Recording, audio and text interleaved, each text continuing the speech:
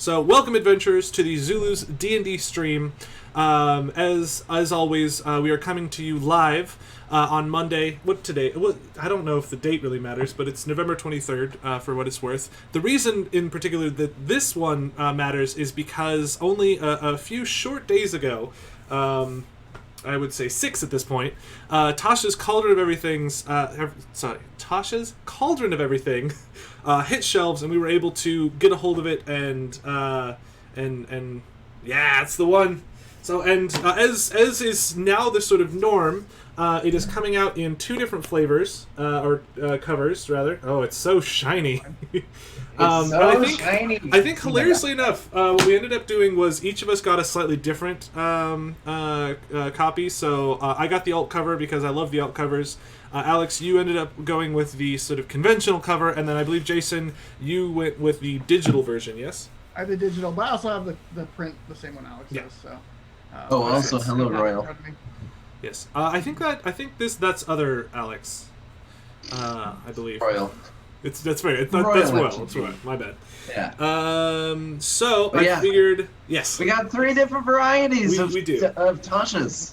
First though, the good news and the bad news. So the bad news. Always start with the bad news. The Alex. The bad news is, as of, oh goodness, I think as of this morning, we were out of copies at the store. However, I was informed that in between when I left the store at like 11 today and now, we should have received additional copies. And we are doing everything we can to make sure that we are well stocked. Basically, believe us when we say as soon as these are available for us to purchase, we will make sure that they are available for you, the customers. But until then, we would love to make you excited about this book that you may or may not be able to get your hands on. You can at least get it digitally, I guess, but you will be able to get it. We will definitely make sure we have it. Oh yeah, so. this is one, because I feel I'm not alone in saying that this book falls into the category of Xanathar's Guide to Everything and Volo's Guide to Monsters, in that it is massive in just the versatility of usefulness for this book for players and DMs alike.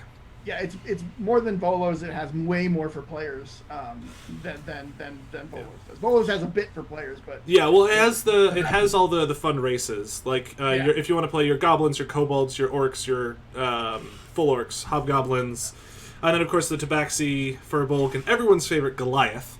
I feel like the Goliath sees a lot of play of the races. I guess you're a big burly man. Exactly. Which, and again, going back to the... Oh, what was it? You're also bald. You're bald a lot. That's true. What was the one what was the other book we talked about recently? Strahd? Icewind Dale! Wow, my brain turned off for a second. Yeah, there are a lot in Icewind Dale. Yeah. Yep, that one. So I suppose you guys want to just sort of dive into it. I think we should first start with a quick overview. Let's just head to the index. Let's see what kind of things we're looking at. Bolded things that are important. We've of course got a using this book, which is always useful to have. Chapter 1 is character options.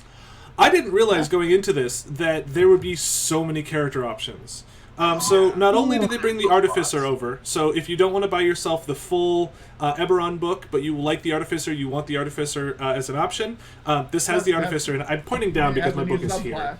It has a new subclass, and importantly, every class, including the Artificer, has new subclasses in this book, and even more fun, it has optional rules, which we'll dive into a little bit later. Also, very importantly, it has your customizing your origin options instead of the sort of rigid Einsfei of the races as they were set down in the player's handbook. It gives you a lot of options for expanding that versatility, changing your skills. Say something about that, Rob, real quick. One of the things, I was actually reticent about that because it's like a dwarf is high constitution or high strength. Yeah. What I like about it, actually now rethinking it, is the fact that your character is unique. So it's not that the race has changed; it's that the individual has changed. In the same way that Drizzt is that sort of anomaly of a drow, and that's what's more fun to play is when you're a hero, you're a character. And I also love that so a lot of the stuff that it presents in here, and we'll get deeper into it as we dive a little deeper, is a lot of optional rules. In the same way, and I didn't realize this, I've been listening to a lot of sage advice recently, that feats and multi-classing are technically optional rules. Sort of like rules as written in the book, you don't have to necessarily have those feats. You can be like, no, we're only going to do stat boosts to make life easier. So I love that it gives just more options, which is magical. To continue on, though, we'll do a quick overview and then we'll deep dive into things because we have lots of stuff we want to dive into. Chapter 2 is going to be the group patrons. Again, it was introduced originally in Eberron, but this sort of makes it a little bit more agnostic. It's designed for sort of everything. And I think something that ends up happening a lot is you'll have that sort of patron that is doing things for you. The other thing that'll happen is sometimes you will be a patron and you'll have other people that are going and doing tasks for you. So I think that's very, very fun. And then chapter 3, we've got magical miscellany? Miscellany? How do you pronounce that? It's miscellany. Miscellany? Yeah. Okay, that's a weird word, I'll be honest. So we've got more magic items, more spells, more fun wackadoo stuff. And then chapter 4, my personal favorite, we're going to Dungeon Master tools. And I think we're going to definitely dive into that one a lot because I love stuff. But let's go ahead and hop into chapter 1, customizing your origins. Now I haven't really read as much about this one. Jason, have you read much into this? So one of the other things I want to point out in the very beginning, they have that customizing your origin where you can alter the aspects of your race. One of the other aspects of changing the race is if, say, one of the things that you got the shaft a little bit in is to say you're a dwarf and you became a fighter or a paladin or whatever, it has all the martial weapons, and you get like Warhammer as a proficiency. That's great if you're a wizard and you wouldn't normally get it. Yeah. Right. Or a bow or a long bow for an elf. You can trade those out now for tool proficiencies. Oh. And languages. I do believe you can. Oh, or that's tool awesome. and musical instruments. Yeah. So Yeah, you don't have those kind of going fallow. You actually get to use them. That is actually really cool. That way, you may not be able to, you already can swing a battle axe, so you learn to pick up the bagpipes.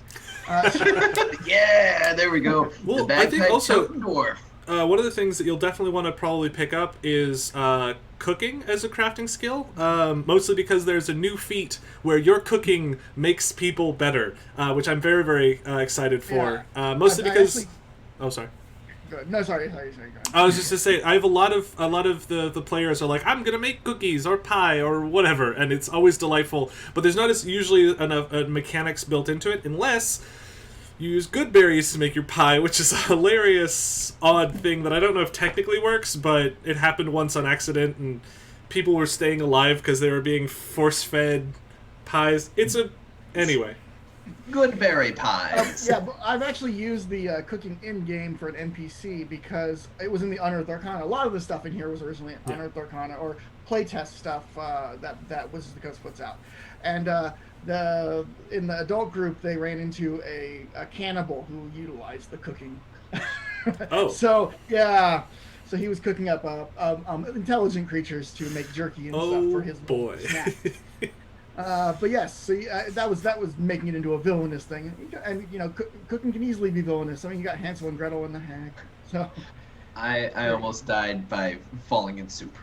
Yeah, so very deadly. Just the deadly. And then after that, the other weird one is changing your subclass, which they now kind of have a rules for. So like if you're playing, because if you pick a subclass and you don't like it, you're kind of stuck normally. Yeah. But the rules for changing your subclass are really. I would rule, as house rule that would be they have training time and stuff, but they also have rules for sudden changes where you can just suddenly change your subclass, which can make sense in the story. I would make there be a story element, but so you can just change from like you're a evoker wizard to an illusionist wizard now. For you can have a reason, like maybe you were cursed by fairies and and you just that you're much more illusion based now. That kind of thing. But yeah, that's the big things in that main character options bit of that chapter. I did notice also there was I think for all of the classes it added in, and I don't know if this is a universal thing, but it seemed like in all the classes it added the option to sort of more customize your character. One of the things, and we're jumping around a little bit, but one of the things that I noticed, so they added a bunch of new optional rules for a bunch of the classes, which is very exciting. I usually play Wizard because it's to me a lot of fun. I enjoy the spells. I think Wizard's versatility of spells is amazing. And one of the things that they changed, I'm going to go ahead and open it so I'm not talking out my backside. I realized in hindsight should have been there beforehand. Every class they added Wizard training in the War and Song. That's awesome. What is this? All the spellcasters got additional spells. Cantrip formulas. So at 3rd level, Wizard feature, you have scribed a set of arcane formulas in your spellbook that you can use to formulate a cantrip in your mind. Because the idea of, with a lot of these is your cantrips aren't necessarily in your spellbook, but rather they're things that have become so rote that you can just cast them sort of as many times as you want. So, formulate a cantrip in your mind. Whenever you finish a long rest, consult those formulas in your spellbook. You can replace one wizard cantrip you know with another cantrip from your wizard's spell list. That is awesome. So in 3rd edition, in previous editions with cantrips, you would prepare them, and then in this edition, it was you got your cantrips and you're done with it. And I know that a lot of times I've been in games where people have snagged cantrips, not realizing that, or the mending doesn't heal is one that I have definitely experienced many times before. The other thing is if you find like a broken and destroyed book, weathered by time itself, mending can repair it and make it so you can read it again, so now your DM has to actually tell the players what's in the book. There's a lot of really interesting cantrips that are sort of situational, that you might not necessarily want all of the time, but if you know what you're going into, you could think to yourself, well, I would like to have light, because I'm going underwater and torches don't work underwater. One of the biggest things I've noticed with cantrips is the regret that people have when they first select their cantrips, because they'll go all damaging. And you don't need that many variations on damaging. One or maybe two are good. Yeah. Just for different damage types or for the secondary effect that cantrip does. Yeah. So, you might want Shocking Grass to take away that reaction so you can run away. Yeah. And I think Cleric got that as well. Yes, all of the spell, they got a variation of it. Most of them got a cantrip replacement, but it's whenever you get an ability score increase. Yes. Oh yeah, that was another thing that a lot of them got is they sort of were added on. Oh, where is it? When you get your ability score improvement, you can also then get some other sort of changes that are options, which I think is good, especially because, and we were talking about this before, there's a handful of things that as you level up, sort of their usefulness in play become a little bit different. So this, I think, has a lot of great mechanics, because I know that as a DM, I've many times had players come to me and be like, hey, I'd like to change this, that, or the other thing, and I just have to sort of be like, sure? And that one can bump into the problem of then you have players that are constantly like, I want to change my thing. And having that lasting effect of a decision, having the consequences of decisions, I think is really great. But then also not having people locked in so that, they regret the things they're doing, I think is massive. I actually have one player right now where he started off where he was using the dueling, that's weird. He was using the dueling fighting style, but then he got this gigantic great axe that requires 2 hands, and he keeps on wanting to use that. So I want to let him know, hey, now there's this new optional rule where if you want to level up, you can go ahead and switch it. Yeah. Of the classes, I think Fighter got some of the biggest new things for the optional class features. I was about to say, you mentioned fighting styles. They added 5 new fighting styles to the fighter alone, which is massive. Maneuvers for Battle Master too, got a bunch. Yeah. So new fighting and styles include blind fighting, interception, superior technique, thrown weapon fighting, which is fun because I feel like thrown weapons sometimes get a little neglected, and then unarmed fighting. So if you don't want to necessarily go monk because you're like, my character's not a monk, he's a fighter, and he happens to like to punch people in the mouth, you can have the fighting style of punch people in the mouth, which I think is awesome. For some reason, I immediately imagined a fighter with a shield and a bare hand. Do Battle Master, so it's a lot of like grappling and pushing people, and then just popping them in the noodle. There's a well, I mean that's like totally Captain America style, but oh also yeah, you could make Captain America. There's also Braum from League of Legends. He's got this gigantic and just an like, open hand, 8-foot tall door, and a tiny hand to punch things. Yeah, no, I'm about it. I think this is great. You want to be Captain America? There you go. Congratulations. Adding to that similar vein, spellcasters got new spells that are available to them in their different classes, as well as the spells that are now in this book. So I think bards got Mirror Image, which they didn't have access to before, which is massive and they great. Got Phantasmal Killer. You know, ooh, which makes so much sense for a bard. Most of them are all you go like, oh, that wasn't. I kind of had in my head that it was. Yeah. Color spray. You know, it's like, oh, that's not a bard. Color spell? spray wasn't a bard spell. No. Yeah. So yeah, there's a lot of tweaking and refining to the classes, and again, the thing that I love the most about this book, much in the same way with Xanathar's guide, much in the same way with Volo's guide, is it is optional rules.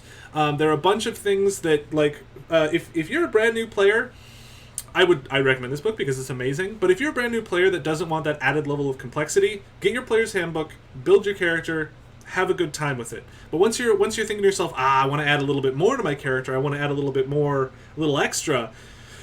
This book, whew, it is this book has awesome. A lot of stuff. It is so much stuff.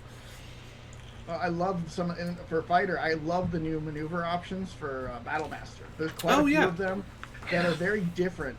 So you have like stuff that actually affects other skills other than just combat. Yeah.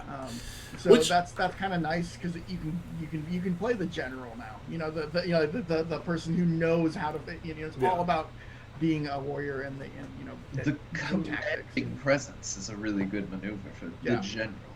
There was another one, I think, from the player's handbook that was you could use your action to make one of the other players attack.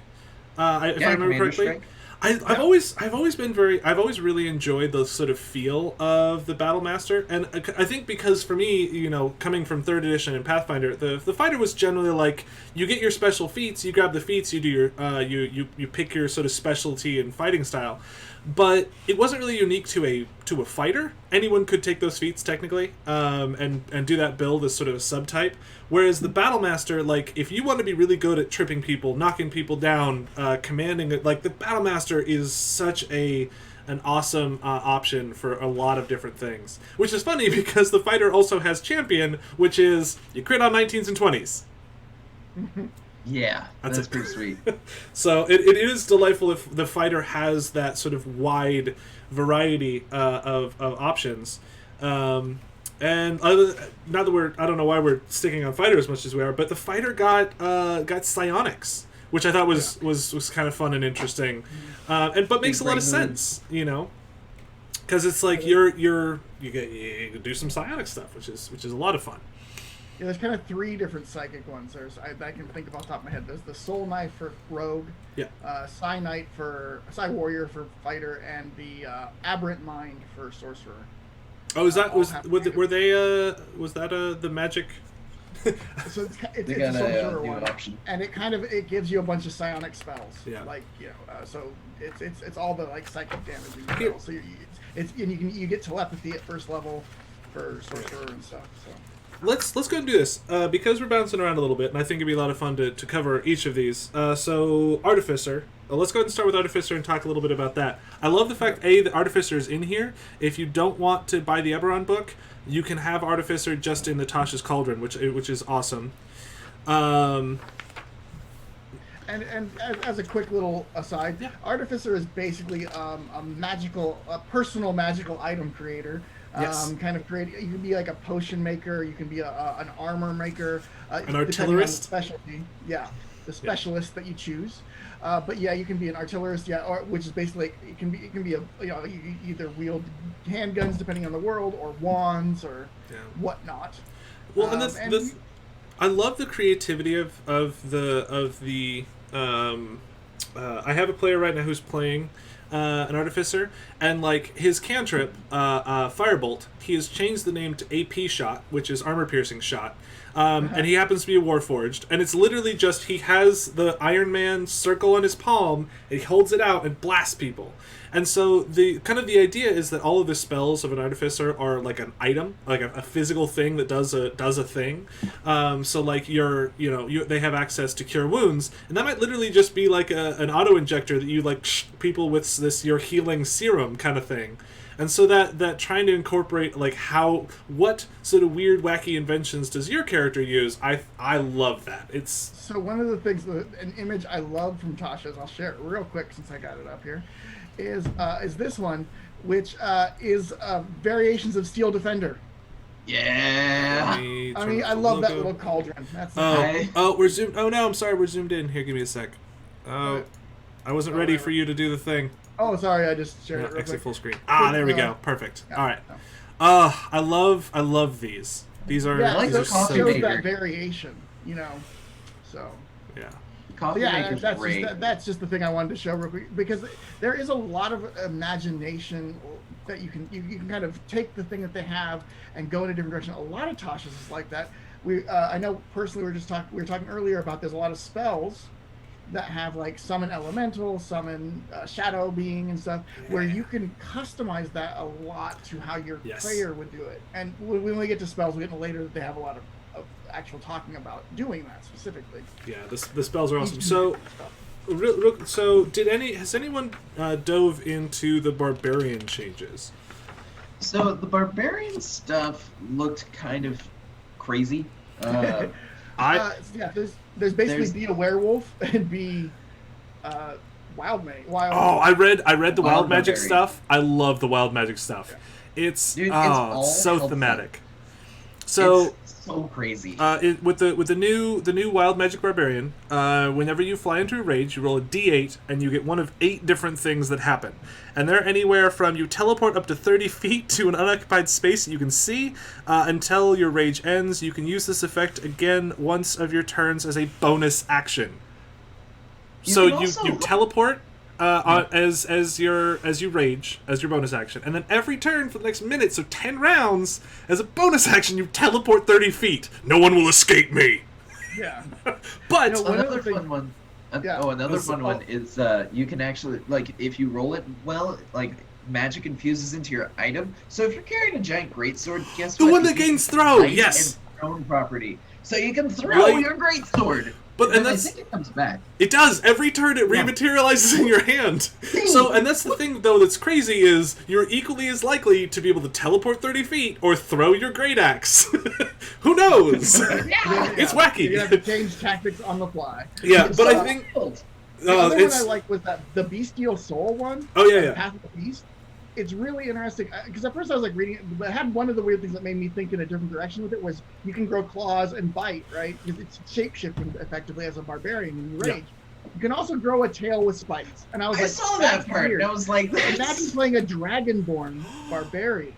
Oh, so you got a breath weapon and a tail with spikes. I love it. I love it so much. You well, and can then just go completely nuts. And much more of that bestial dragon. Yeah. Which is great. Just look crazy. This is now with the origin of the beast. Do you get to pick which mutations you have, or is it a random mutation? Yeah, that one you pick. So you choose the weapons form each time you rage. Basically, you choose. Oh, you get to choose the. Oh. They even say like you can get great mandibles, like a bug. Oh, like an Umber Hulk thing. Yeah. Oh. So that's you fun. can kind of that's another one I like, because you can customize it in weird ways. You can be like a bit of every animal. You're just kind of like I know a couple players who very much would love to be able to just I changed my shape to be more horrifying. That's beautiful. Is there any? You can also gain swimming speeds and climbing speeds and jumping. That's good. Now, if I remember correctly, if you have a swim speed, that means that you do not have to worry about holding your breath. Correct? This also gives you breathe underwater. So. Yeah. So, have you read much on the on the optional rules or class features for Barbarian? I have because I was going to. There's not a ton, but they are nice. So third and 10th level, you gain an extra proficiency. Primal knowledge, I like it. Yeah, no, that's pretty massive. At 7th, yeah. As part of the bonus action you take to your rage, you can move up to half your speed, which is very nice for, especially at high levels, because you can get cut out of a combat because you can't, make. Although they have a crazy amount of movement anyways, so. But that's it. But they're I'm big. very much liking it. Yeah. So. All right. Let's hop over to Bard. Otherwise, we'll be here forever. That's okay. So Bard optional. They got this. This is the first one where they increase their spell list, which is great. Enlarge, reduce. Another one that I feel like makes a lot of sense for them to have. Phantasmal Killer makes a lot of sense. Hero's Feast, a lot of sense. Their Prismatic Wall. Ooh. I mean, it sort of makes sense. They're all about the colors and show. Magical Inspiration is super good. That's one where now you can use your Bardic Inspiration when you give it to a spellcaster. If they have healing spells, they can use that Bardic Inspiration for bonus healing. And if they cast a spell, they can use that Bardic Inspiration for extra damage. Oh, wow. And you don't need to be... You don't need... Because I know that Valor allows you to add the damage... Oh, yeah, because I guess that would make sense for, like... Because a lot of times, I'll have... The bards will slap their inspiration on the wizard or the sorcerer, and then they'll immediately cast, like, Fireball or Burning Hands, and it's like, awesome. That doesn't matter. Thank you. Okay. That's pretty I feel dope. inspired. That's great. And the other one, so every class gets some versatility where they can replace cantrips like we were talking about before, but also when you get a ability score improvement, you can increase your expertise can shift to a different skill. Oh, that is massive. Yeah. Because I could definitely see, like, picking something that you think is going to be useful, and then turns out you don't actually use that nearly as much. Also, perception is, perception. Stealth. Yeah. I think perception and stealth are the most used two skills. Yeah, oh yeah. Yeah. So that's awesome. So we got College of Creation is their first one. Have you guys looked at all at the College of Creation? Yeah, like I said, I have. I don't know if you guys have, but this one is creating literally. It's a weird one. I remember reading it in Unearthed Arcana as well, but like you can actually give people like almost like a physical, like tangible musical note. You get to choose what it looks like, and it's immaterial and follows them around like a power up in a video game. That's awesome. But they can use it to like it's kind of like a bonus to an inspiration die you give people. You create a physical thing and it does extra saving throws, or you choose. I believe you choose when you first cast it. Yeah. Yeah. I also see there's a stat block for a dancing item. Looks like you can create dancing items, which seems pretty rad. You can make a large or smaller item like dance around. That's great. I do like the image they have in the book where it shows a dragonborn playing and a woman dancing with a statue. Oh yeah, that's fun. Right? That's super fun. And I feel like, let's see, yeah. So this is the first time where we're kind of seeing this kind of variable stat block, because it mentions here. So the hit points is 10 plus 5 times your bard level, and that's a theme that they kind of go with in this. Later when we talk about the different summoning spells, is there a handful of stat blocks that are directly affected by your stats. Just by virtue of the things that you're creating. So I think it's a really interesting thing that they've done for this one, where you have this sort of scaling stat block for a thing, which I think is really great. Yeah, and I mentioned to you guys earlier, but worth mentioning here where we see a creature / construct thing. None of the creatures in this book, suspiciously, none of them have alignments. So I've heard rumors. I mean, they're rumors that they're kind of phasing out alignment, because if you notice, none of the spells really affect good and evil anymore. Well, the ones that do, there are things that are like magically good and evil. So like demons and celestials fiends and celestials and creature type than the actual evil and good. Yeah. Part of protect evil and good, or protection from. So I mean, it's just an interesting thing. Whether that's true or not. Then we have one from Theros. It makes the is that Eloquence? Yes, Eloquence is from Theros. So, and that one is pretty. If you're making a bard that wants to talk people out of stuff, you pick this one.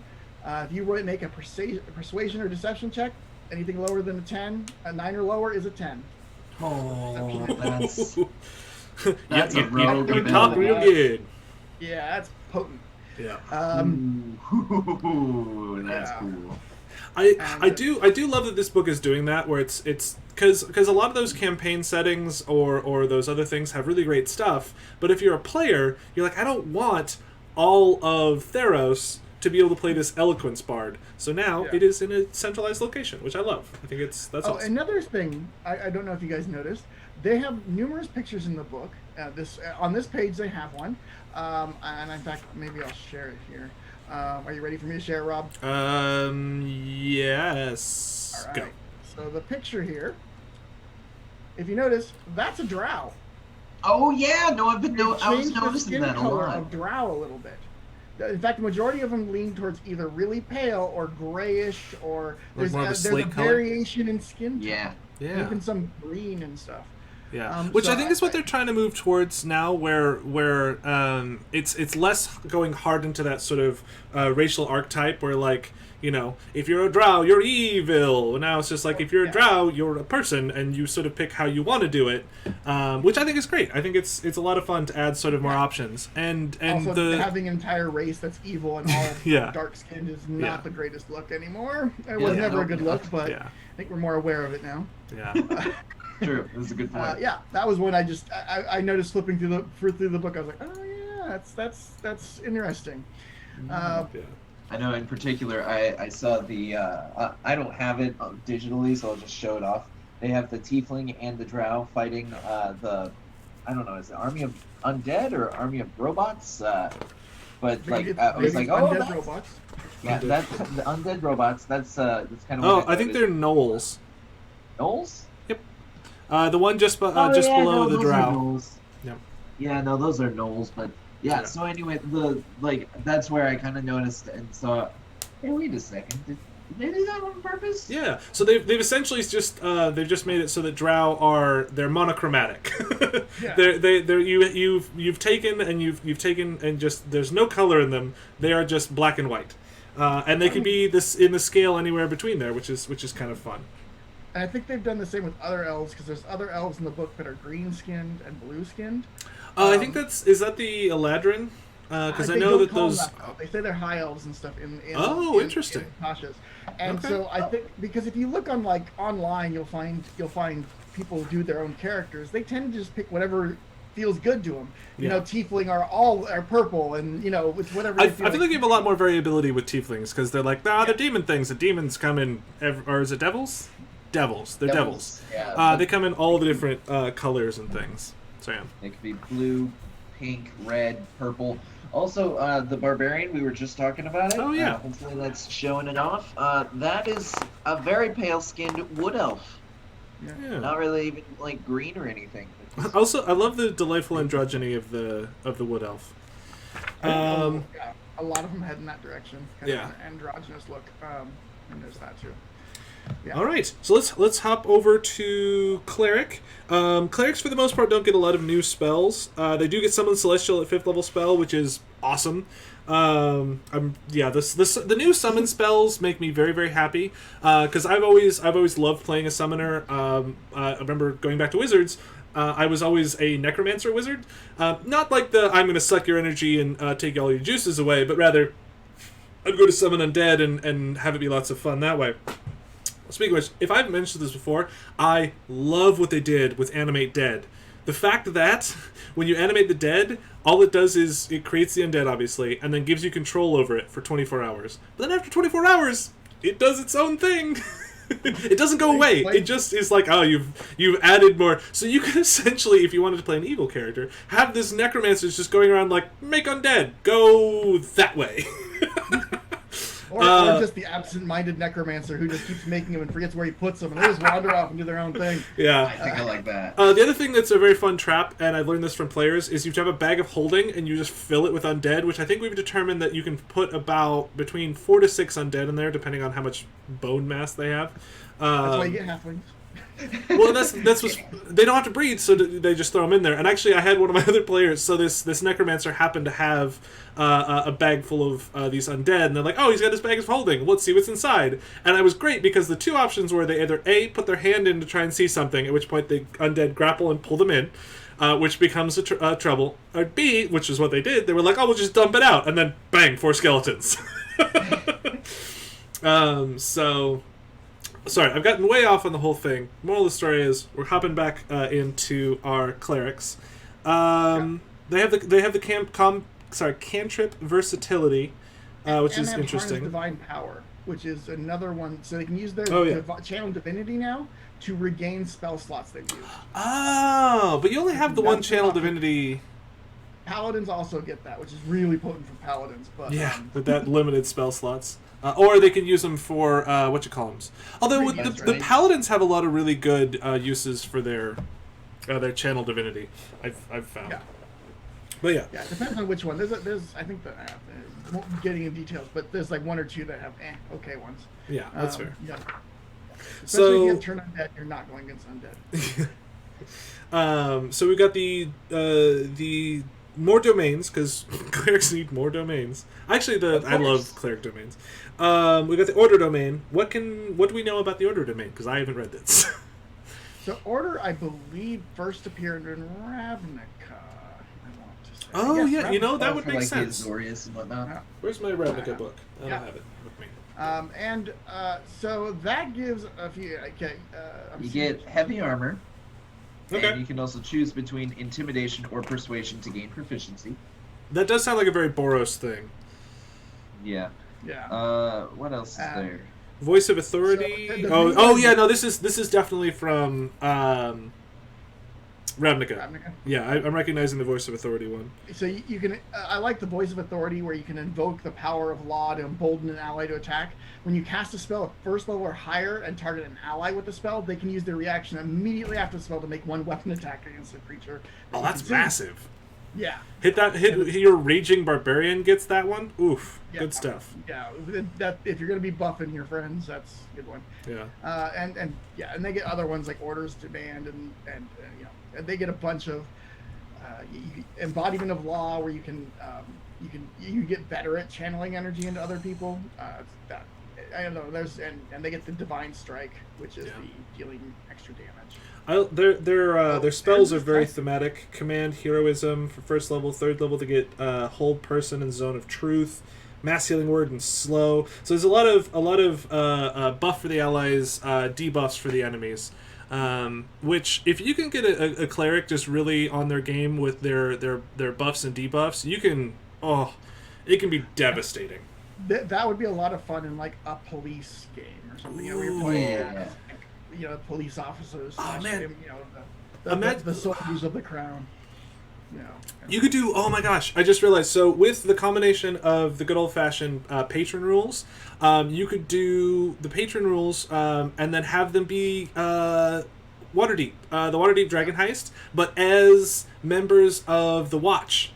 Yeah. Oh, that would be fun. And it'd be great, too, because you can use all the stuff with, like, the Troll Skull Manor as, like, their sort of task force headquarters, where, like, you set up to do your thing, and then instead of you being just a bunch of schmucks doing the law's job, you would be the law investigating this thing, because the whole thing, small spoiler, there's an explosion, and so you're the one investigating.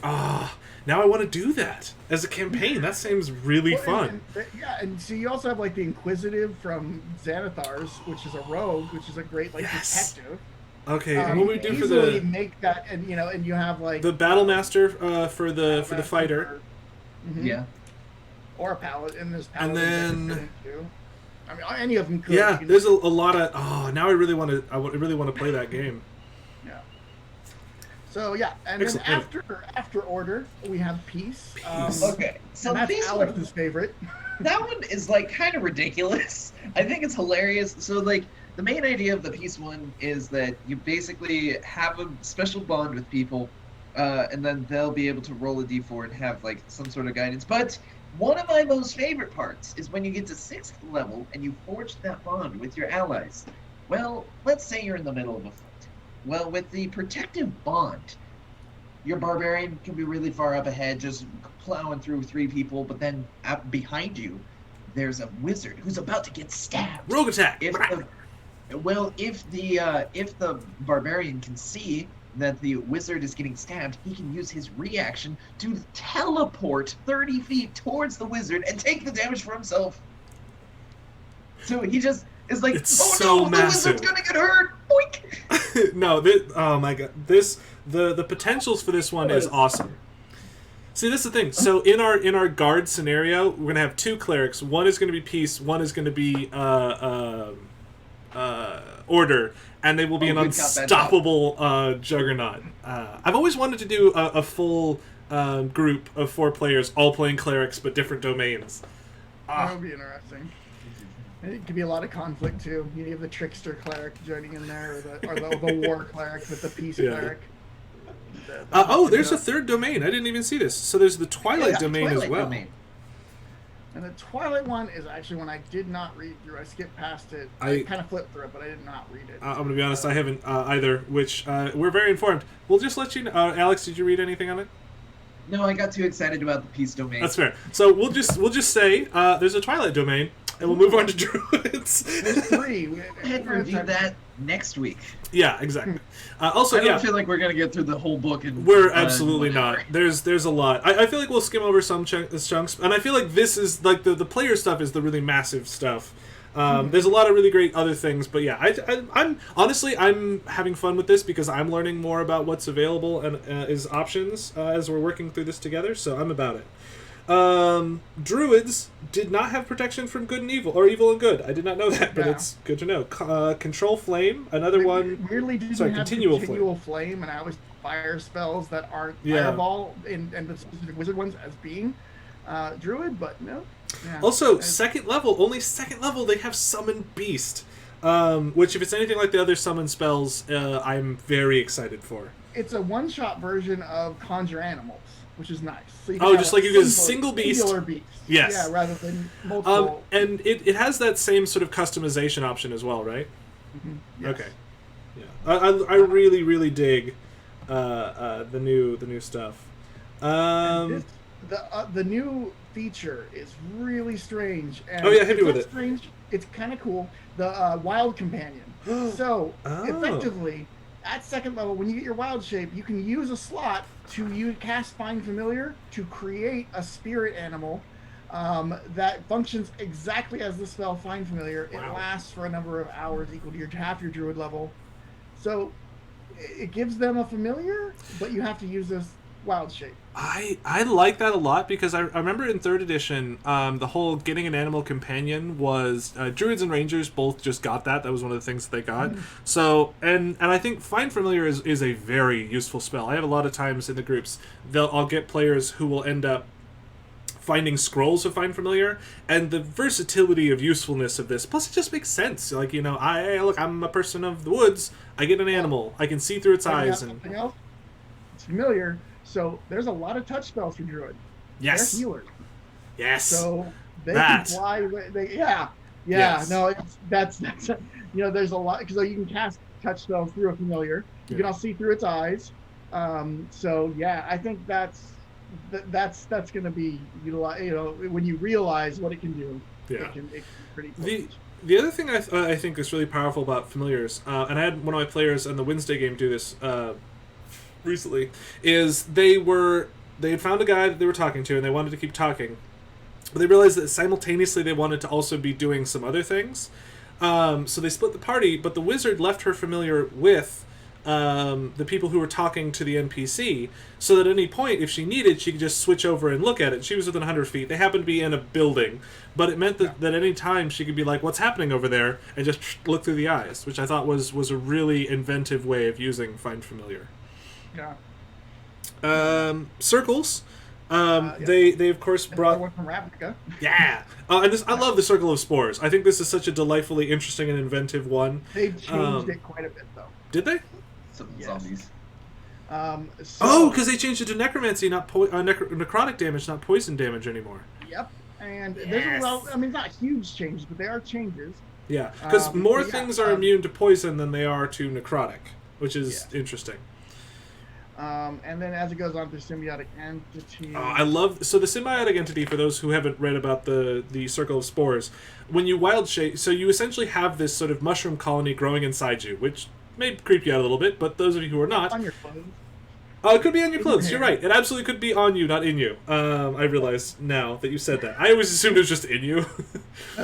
Which, kind of at its base level, if someone moves within 10 feet of you, you as a reaction can puff spores at them, which makes them make a Constitution save. If they fail it, they take a D4 necrotic damage, and then it goes up as you level up. But you have this fungal, not this fungal infestation, symbiotic entity. You can, what I like to say is Hulk out. So it works in many ways very similar to wild shaping in that you get a pile of temporary hit points by virtue, like when you change into an animal, you get a pile of temporary hit points. This one you just get a chunk. It then makes it so that all of your weapon attacks now do necrotic damage as well. It doubles the damage for your halo of spores that sort of like puff at people when they get too close to you. And those last until you lose those temporary hit points. But it's just a fun way of, like, if you're the sort of druid who likes to, you cast shillelagh, which is how you pronounce that word, by the way. You cast shillelagh on your stick. You then do your mushroom Hulk out, and then you just beat people with necrotic, massively powered mushroom sticks, which is just a fun. It's a fun melee. Druid, which I very much like. A melee druid is a surprisingly effective build, which I thoroughly enjoy. Plus, thematically, it's very fun.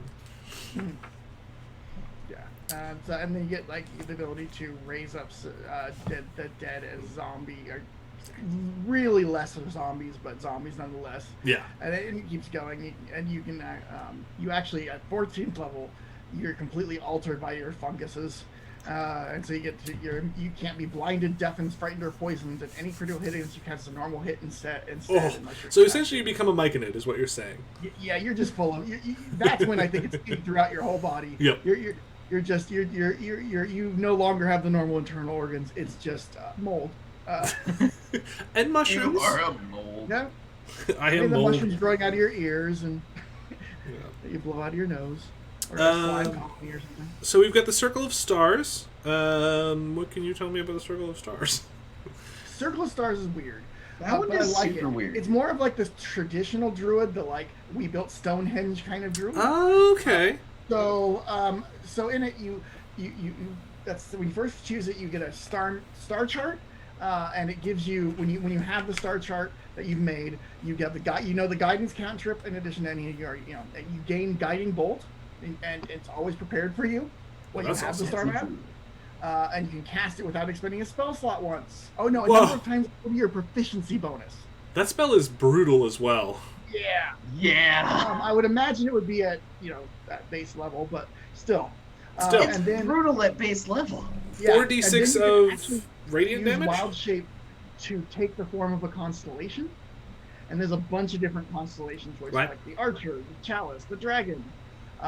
But what it does is basically you make a constellation appear on you, and it gives you bonuses. So the dragon gives you when you make an intelligence or wisdom check or constitution saving throw to maintain concentration of the spell, roll of 9 or lower becomes a 10. Okay. So a couple things on that. So you mentioned before you get to do things a number of times equal to your proficiency bonus. I noticed that this book has shifted more to that.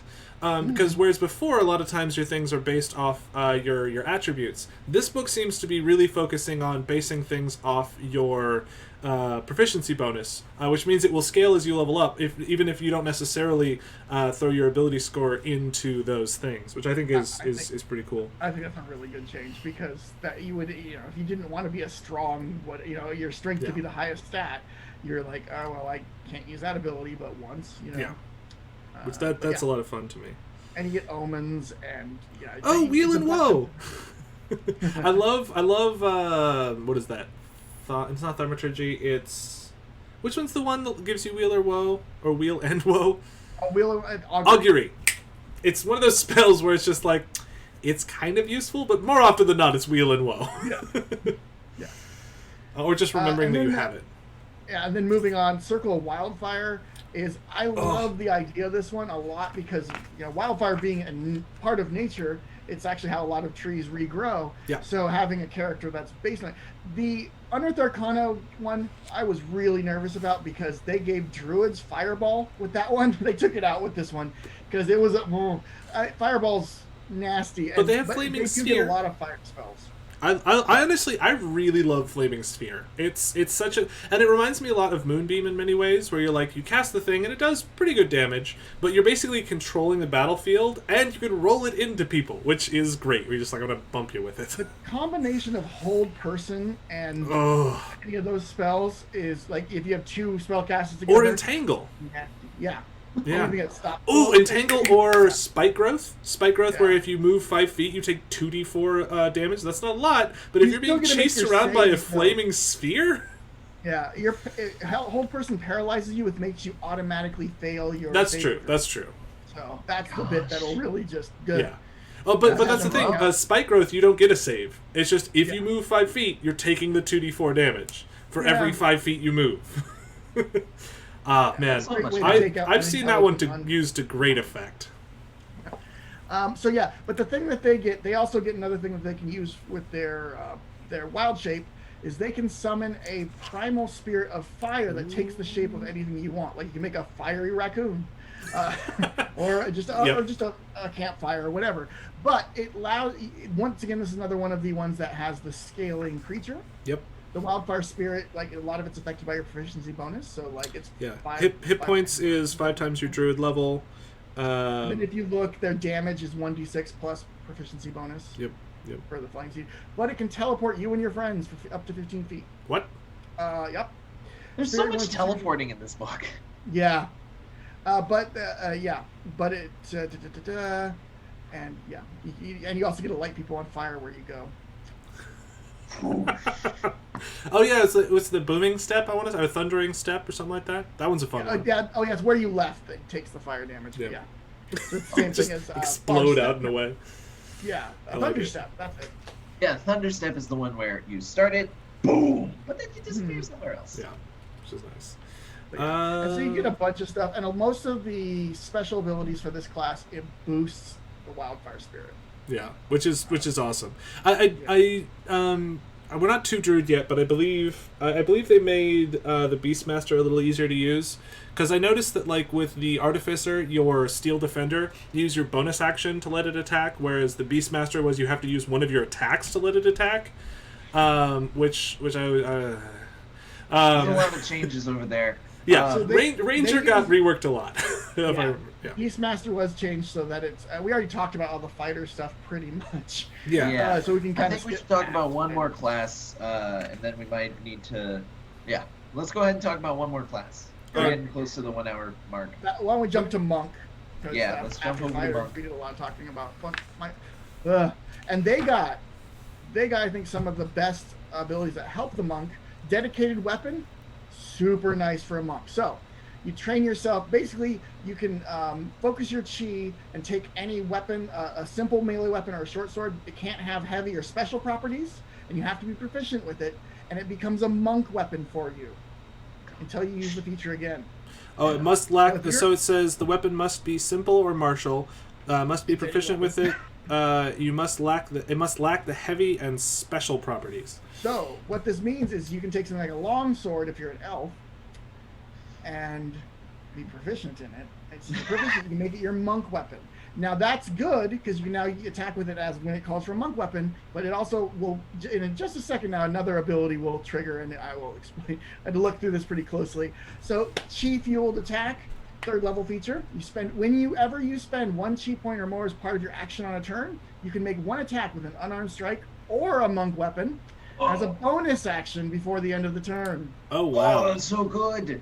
Especially if you're an elf. The one thing is, a lot of chi features require you to use a bonus action. So it's mainly going to be stuff that's tied to your monastic tradition.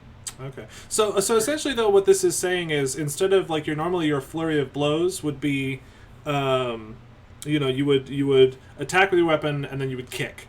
This allows you to spend a key point when you spend a chi point. It's an additional thing that happens when you spend it. So that's the tricky thing is because a lot of the chi abilities already use your bonus action, so it would have no effect on those, like Flurry of Blows, because it allows you to hit with a bonus action. Gotcha. Although you can trade it out for using it, and if you want to hit with a monk weapon. Yeah. But there are other abilities. So like if you're a drunken master or something, there are chi things that you do that don't use bonus actions. Or Way of the Four Elements. You would get to attack. Oh yeah. Yeah. So that's when that one gets useful. I'm really interested to see how this works.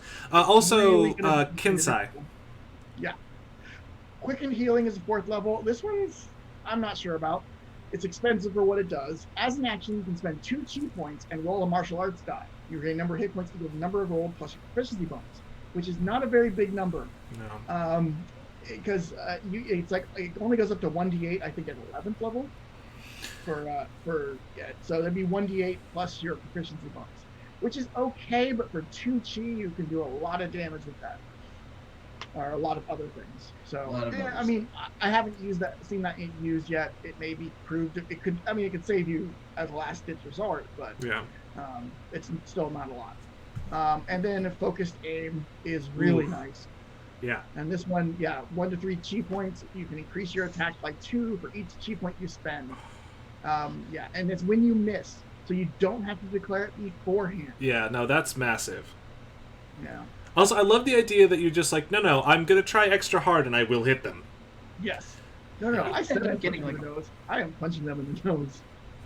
You can end up like getting a +6 in total.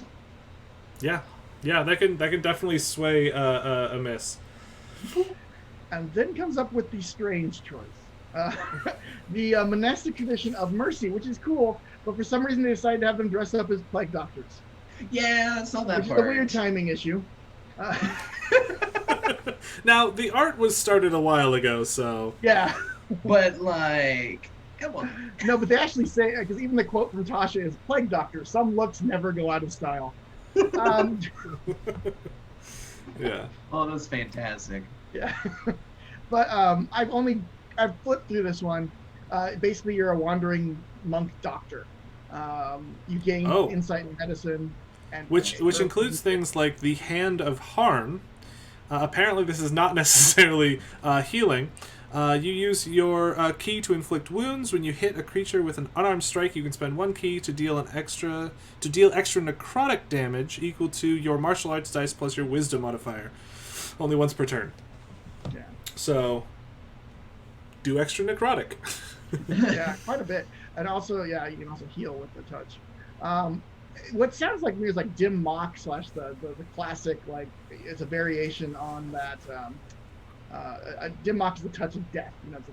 It's a classic like kung fu thing where you learn the precise place to touch somebody, they just die, or causes like damage Budapalm, a week I think? later. Dim Mock, it's Dimmak. Yeah. So 2 words. And so I think it has. But it doesn't have a death touch per se because it's the last power, ultimate mercy.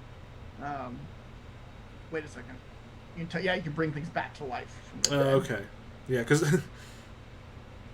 you can read that either way. Actually, as I said, that might be ultimate mercy could be death.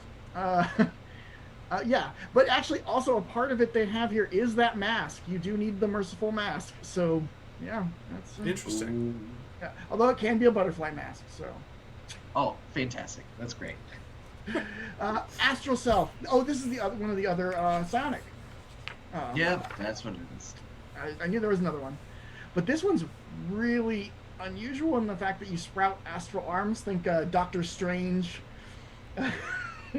Yeah, and the artwork has a dragonborn with 4 arms. Yeah, you create spectral arms near your shoulders and surround your arms, and basically you just get crazy. Yeah, I think you get to attack things within 10 feet or something like that. Yeah, it does a bunch of little things. It's interesting. When you make unarmed strikes with your arms on your turn, your reach is 5 feet greater than normal. Yeah. Reach out and touch people. With your arms can use a wisdom modifier, place a strength or dexterity for attack and damage. Yeah. And their damage type is force. Ooh. Yeah, and force is one that almost nothing has resistance to, which is pretty massive. That's a huge one, because that's one thing that monks run into is, resistant to bludgeoning? Oof. Well, I'll still punch you harder. Yep. It's 100 punches. Forms of the astral self. Looks like there's a little sidebar here. Looks like Sweet. Oh, interesting. So one of the things it's talking about here in the little sidebar form of your astral self is to allow sort of your different aspects of yourself to be reflected in your astral projection. So as a result, an astral self can reflect the aspects of the monk's background, ideal, flaws, bonds, and astral self doesn't necessarily look anything like the monk. So that's kind of a fun thing. I like when they add that kind of flavor part to it, adding the extra the details. So Alex, you were saying that you wanted to call it here? Yeah, let's go ahead and call it here, so then we can talk about the more stuff with Tasha's next week. Yeah. Okay. We have a couple more classes. We have the new spells, and one of the things, my favorite bit of the book actually is the magic items. These magic items are very thematic. There's a lot of artifacts, but those are always fun because they're whole adventure things. Yeah. Yeah. So. Alrighty. Now this seems like a good place to end it all. Yeah, we got a good majority of chunk. the classes done anyway. And there's a couple more classes. I'm very excited to talk a little bit about the patrons. I think is a really great one, and then also oh goodness, what was the other one? The environmental. The environmental one, but also oh goodness. Also summoning spells. Those are super cool. The one There's a with lot the of stuff. There's so companions. much material. The sidekicks. Sidekicks. Sidekicks are so cool. I think it would be kind of fun to play a sidekick, actually. Well, that's one of the things. So I've been listening to a handful of. So D&D Beyond does some videos, and then Sage Advice is on the D&D YouTube, which is awesome. They were talking about how you could actually have like if you're not sure what the heck you're doing, you could have your session 0 be you start as one of the three sort of because they brought back those the three sort of not classes but they're like the archetype, the expert, the warrior, archetype, expert, the warrior, and the caster. Yeah. So I think that'd be really fun to do your session 0 where, like, you're villagers. What villager are you? Oh, you're a farmer? Cool. Are you an expert farmer? Or are you a warrior farmer? Or do you know a magic? And then from there, things happen. And then once you've played a level in that subtype, then you pick your actual first class level and then kind of go from there. So I mean, also another great thing about the spellcaster, there is a little goblin in a bright pink dress. That's a tabaxi, and is that a frog? Is that a grum? Yeah, that's a frog. They have grum? I think. Or a bullywug. It's a little bit big for a grum, but I can't remember. But like, it's a goblin in a dress. Yeah, no, this. I did not expect that. It's a bullywug, a goblin, and a tabaxi. This book is so incredibly packed with massively awesome stuff. Like I'm definitely going to be reading a lot out of this for a while now. So, and yes, hopefully we'll have more copies soon. But until next week, let's see. Yeah, next week we are still good to go. Yeah, cool. Yeah, until next week, I suppose everybody stay safe out there. If you have any questions, Thanksgiving. We have. Thanksgiving for everybody. Just below we have the website zulusgames.com, and our email, if you want to reach us there, is at zulusdnd@gmail.com. And then I'm going to put in the Twitch chat because it's always helpful. Discord. So yeah, if you're on Facebook right now, if you go to Zulu's Games, up on the tabs up near the top, there'll be one that says About, I think. Scroll down a little bit, there'll be a Discord link. Go ahead and click on that guy. Provided I have time, later this week I'm going to be doing a community stream where I talk a little bit about different ways that you can get involved with different gaming communities. We want you to stay together, we want you to stay connected, but safely. And you can do that digitally in a variety of different ways. And the Discord is an easy way to stay informed, stay involved. But yeah, on that delightful note, have fun, safe adventures, and we will see you next week. Yeah. Bye. Bye, everyone.